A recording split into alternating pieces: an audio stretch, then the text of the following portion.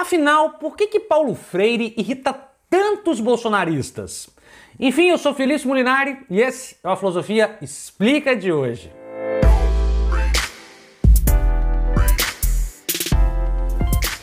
Hoje, 19 de setembro de 2021, Paulo Freire comemoraria 100 anos de existência, ou seja, estamos no centenário de Paulo Freire.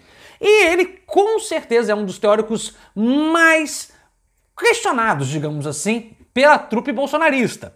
Então, para entender um pouco desse papel do Paulo Freire, se ele é vilão, se ele não é vilão, entender o porquê os apoiadores de Bolsonaro criticam tanto o Bolsonaro, a gente resolveu fazer esse vídeo aqui. Então, nesse vídeo eu vou expor um pouquinho do pensamento do Paulo Freire e depois, na sequência, a gente vai tentar entender o porquê as pessoas de direita, de extrema direita, sobretudo, os bolsonaristas, criticam a obra de Paulo Freire e no final a gente vamos ver se eles têm ou não razão em sua crítica. Mas antes da gente falar um pouco da obra de Paulo Freire, eu já faço um convite a você. Caso você tenha alguma dúvida, alguma sugestão de vídeo, você pode deixar aqui nos comentários. A gente sempre tenta ler todos os comentários e quem sabe a gente faz aqui um vídeo resposta para você. Mas enfim, é isso. Chega de papo. Vamos então pegar a obra de Paulo Freire, a sua repercussão e ver o que a gente tira desse caldo educacional e também político. Primeira coisa que a gente tem que entender é que a obra de Paulo Freire ela não foi escrita na mesma circunstância histórica do que nós vivemos hoje. Escrita ali durante a década de 70 e 80, sobretudo um livro dele que ficou bastante famoso, que é A Pedagogia do Oprimido, um dos 10 livros mais lidos nas universidades de língua inglesa, para vocês terem uma ideia. Então, ela é realmente uma obra muito impactante e que é de um outro contexto, mas ainda hoje exerce influência sim, é ainda uma obra teórica importante. Em seus escritos, entre vários problemas que o Paulo Freire trabalha e tenta resolver, um dos mais graves diz respeito ao processo de alfabetização. Sim, durante a década de 70 e 80 até o começo de 90, o problema da alfabetização era gravíssimo no Brasil. Nós tínhamos milhares de pessoas analfabetas. Então uma das preocupações de Paulo Freire era com isso. Então ele desenvolve ali um método de alfabetização bastante revolucionário que deu bons resultados, comprovados inclusive. Mas a obra de Paulo Freire não é exclusiva ali à questão da alfabetização. Ele também vai traçar e planejar outras questões. Uma outra coisa muito presente na obra e no pensamento freiriano diz respeito à autonomia do indivíduo. Calma aí, Felício, autonomia do indivíduo, o que você quer dizer com isso? Simples. Se a gente pega a educação tradicional, aquilo que o Paulo Freire chama de educação bancária, nós vamos ter aquela imagem clássica de um professor ensinando e de um aluno aprendendo. É como se o professor colocasse coisas, depositasse coisas na cabeça do aluno. É isso que ele chama de uma educação bancária. Bom, isso não é muito original do Paulo Freire. A própria Escola Nova, o corrente da Escola Nova, já criticava esse modelo tradicional de educação. Mas vale lembrar que Paulo Freire foi aluno de um grande escola novista, que era Anísio Teixeira, que foi, por sua vez, aluno do John Dewey.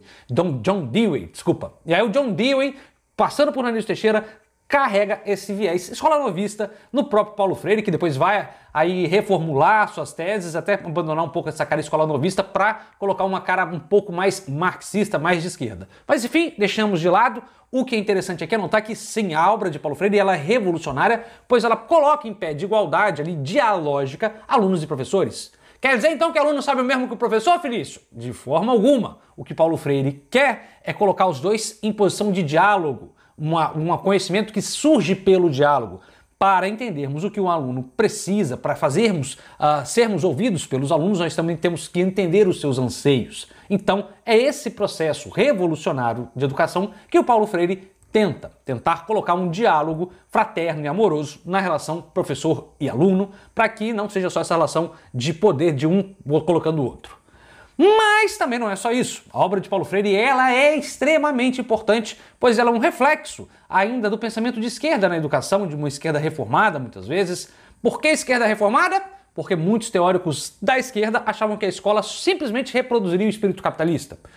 Paulo Freire acredita em suas obras que não é bem assim. Ainda que a escola reproduza o sistema capitalista, é possível sim desenvolvermos uma sociedade mais igualitária, mais justa por meio da educação. Então, sim, Paulo Freire acredita no poder transformador da escola, e aí sim, a partir disso, que ele faz aí suas teses crítico-superadoras, né? Uma tese que ainda carrega muita crítica ao sistema, mas que propõe a superação passando pela educação. Então a escola é um papel importante aqui para Paulo Freire.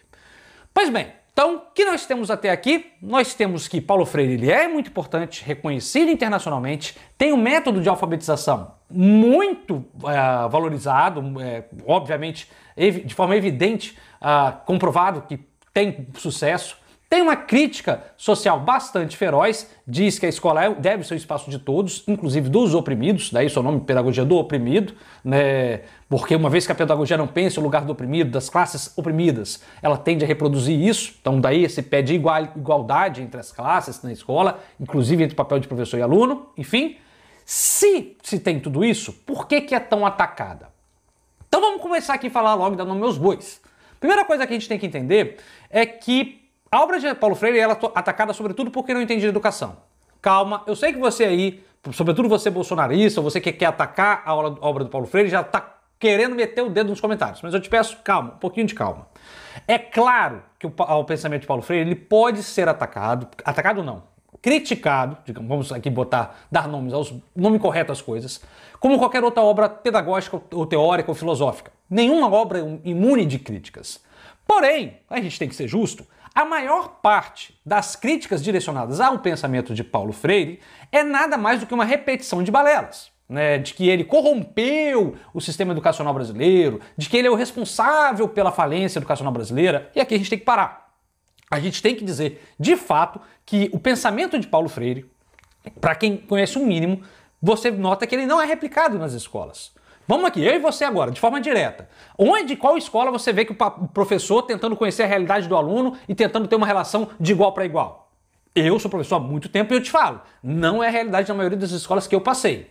É claro que o universo é muito mais amplo do que o universo que eu vivo, mas o que eu conheço eu posso te afirmar que eu raramente vejo um professor que sente e tem uma relação de igualdade, de diálogo com os alunos.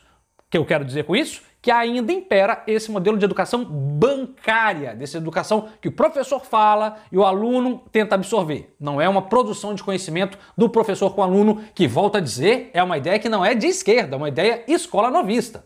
Então, para aqui, vamos tentar arrumar a casinha. Então aqui a gente já tem duas confusões. A direita critica o Paulo Freire, sobretudo a direita bolsonarista, porque ele seria o responsável pela falência educacional brasileira. Isso é mito, isso é falso, isso é uma grande falsidade, pois as escolas elas não replicam no Brasil o ideal freiriano de educação. Isso é provado, comprovado, e qualquer um que entenda de educação percebe isso. O segundo erro é achar que essa ideia de uma relação afetuosa, uma relação de diálogo com o aluno para a produção do conhecimento, que isso é ser de esquerda. Não, isso não é esquerda, isso é, volto a falar, uma tendência da corrente escola novista, vinda pelo Anísio Teixeira e pelo John Dewey, que são pensadores de fundo liberal. Ou seja, até isso que a direita muitas vezes critica é um pensamento liberal. Não é conservador, de fato, não é conservador do sistema educacional tradicional, mas é liberal, é de direita. Então, se temos isso, por que a galera critica tanto o Paulo Freire? Por vários motivos. Então vamos aqui começar a enumerar. Primeiro, porque ele era explicitamente, publicamente, um pensador de esquerda. Então ele não cansa de falar isso em suas obras. Qualquer um que pegue suas obras vai notar algumas menções ao Che Guevara, ao Fidel Castro, vai ter diálogos com ele, com o Lula. Inclusive ele foi o secretário de Educação do governo Erundina em São Paulo. Então assim, ele tem uma afinidade com a esquerda e isso já cria uma certa antipatia de quem é de uma direita mais antiga com a figura do Paulo Freire. Porque ele sempre esteve relacionado com a esquerda aqui no Brasil. Então o primeiro ponto é esse. Agora, o segundo ponto, e eu não vou me fugir dele, é porque o nível do debate aqui no Brasil é muito baixo. Então é muito mais fácil você atacar a pessoa, você não ler a obra, você repetir o que seu figurão político repete, do que você sentar a bunda na cadeira e ler o que o cara realmente escreveu.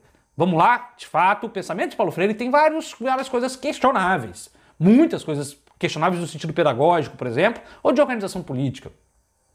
Mas a gente tem que ser honesto. A crítica que hoje existe na internet, por exemplo, ela é muito rasa, ela é muito superficial. Então, uma parte das críticas que o Paulo Freire recebe hoje, nada mais é daqueles seguidores mais mais raivosos que simplesmente repetem o que o seu candidato preferido fala.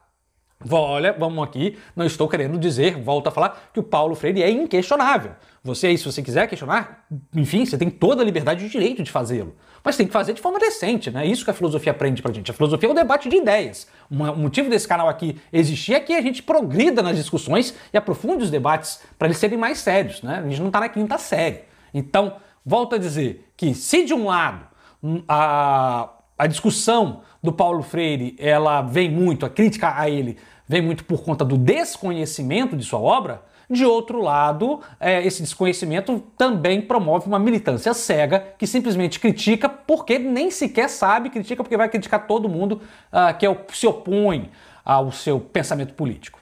Então é isso. O que nós temos para final de resultado aqui é o seguinte: Paulo Freire tem sim uma obra importantíssima, reconhecida internacionalmente. E aqui eu espero que você seja maduro o suficiente para entender que um pensador, ele não vai ser respeitado fora do país, inclusive nos Estados Unidos, na Inglaterra, vários outros países, se ele não for realmente ter um mínimo de decência intelectual. Então aí você já tem que começar a suspeitar. Se tem uma universidade gringa estudando pensando nosso, alguma coisa de bom ele deve ter falado ali.